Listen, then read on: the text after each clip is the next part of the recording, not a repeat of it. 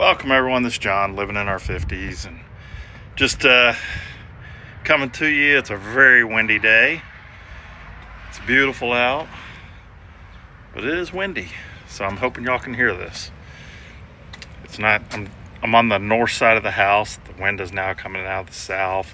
It's been cold the last couple days, but we're good now. So had a pretty busy day today, working on a motorhome and another RV, installing an AC, and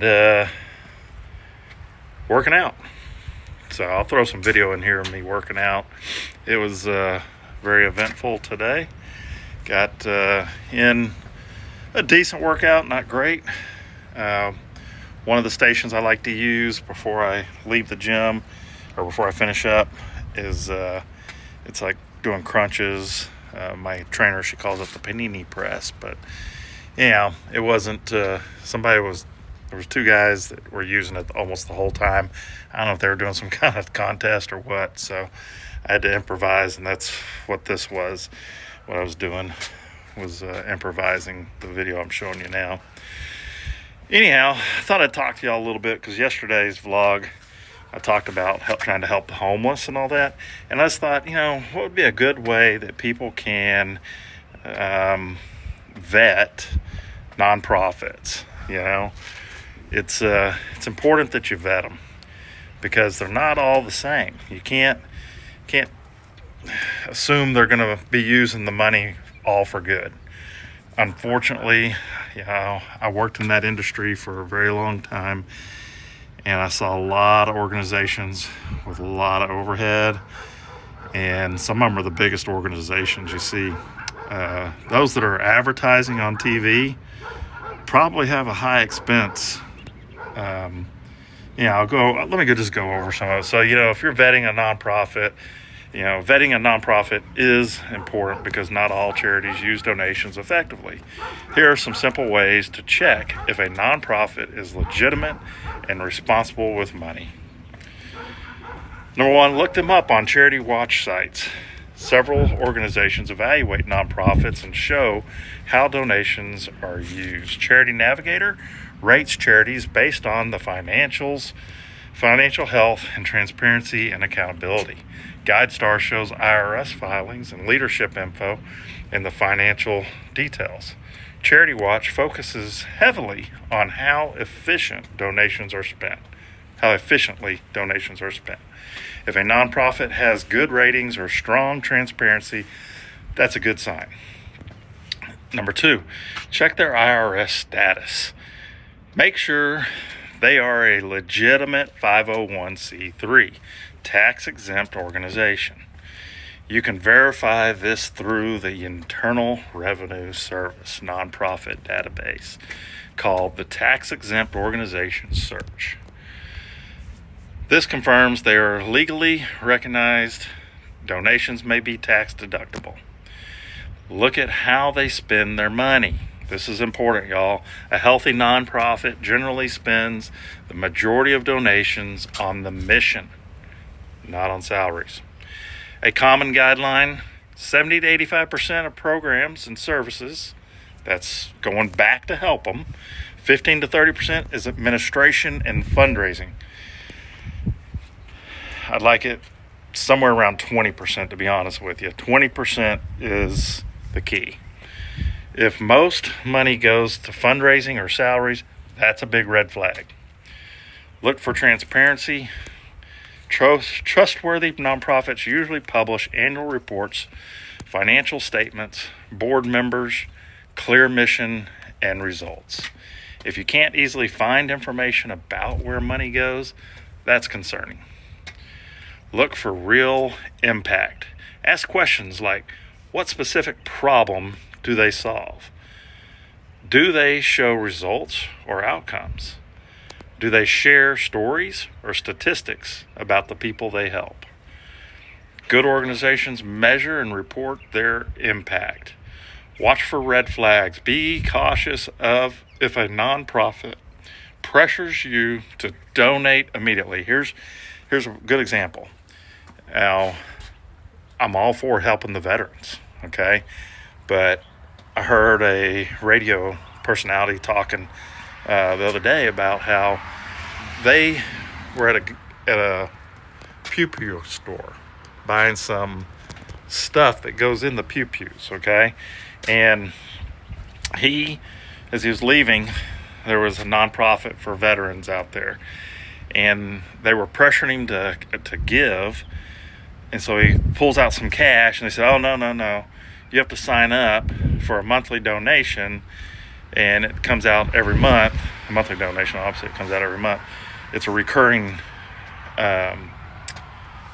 donation. So they were pressuring him to do this, and he was like, "I really don't want to give every month necessarily," but he felt, like they were kind of, they recognized him, okay? So he didn't want to get that, I guess, that statement made about him that he's one of these celebrities that doesn't give. Anyhow, so he went to do it, and then they said, "Oh, well, the minimum is $50 you can give."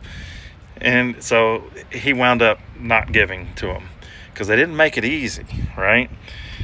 So if they're pressuring you to donate immediately, that should be a red flag. If they won't provide financial information, that should be a red flag. Has no independent ratings, that's a huge red flag. And uses emotional marketing, but shows no results, that's a big red flag.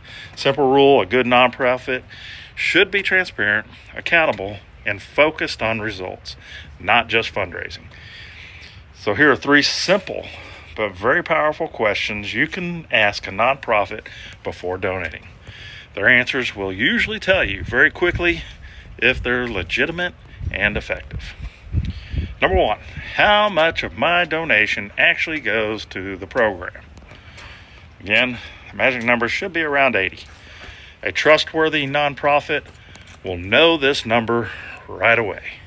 Healthy charities usually spend 70 to 85% or more on programs, not overhead fundraising.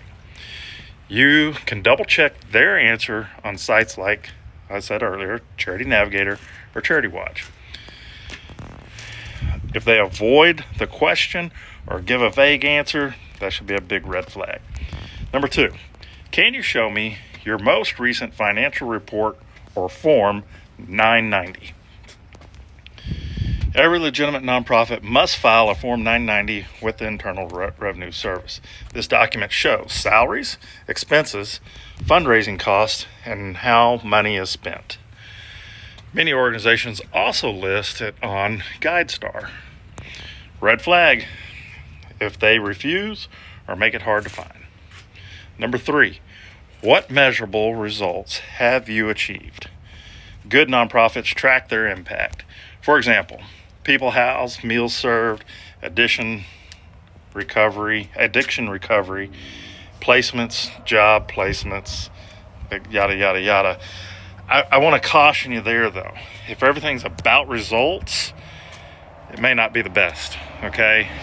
I worked for a nonprofit where we had to track a lot of figures and what have you, and sometimes it was some of the things that made an impact you couldn't track. So just make sure that maybe spend some time there. If they allow volunteering, you volunteer there, you talk to the staff, that kind of thing, because you'll not just the mouthpiece, the lead person that's saying stuff. You need to make sure that they walk the walk, okay? You want to hear specific outcomes, not just, we help a lot of people.